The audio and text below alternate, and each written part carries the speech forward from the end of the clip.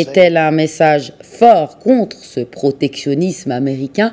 L'Union européenne et le Japon viennent de signer hier à Tokyo un vaste accord de libre-échange, un accord commercial extrêmement ambitieux entre deux des plus grandes économies du monde.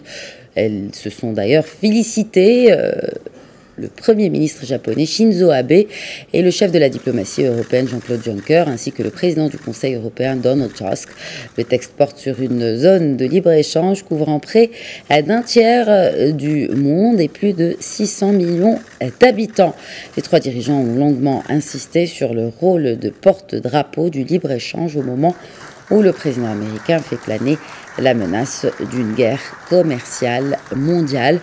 Pour en savoir plus sur cet accord historique, je vous propose l'analyse de Zaki Laïdi, directeur de recherche à Sciences Po Paris. Il répondait à la question de nos confrères de Média Radio.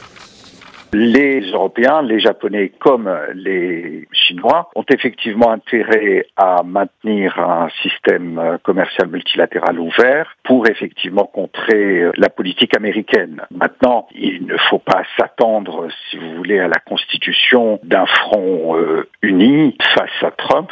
D'abord parce que entre l'Union européenne et la Chine, il existe des différences très sensibles, mais qu'entre l'Union européenne et le Japon, il existe de fortes proximités. La vraie question, c'est de savoir quelles ressources ces acteurs ont pour contrer Donald Trump. Je veux dire, il y a des limites à ce qu'ils peuvent faire face à Trump parce qu'il y a un arrière-plan géostratégique.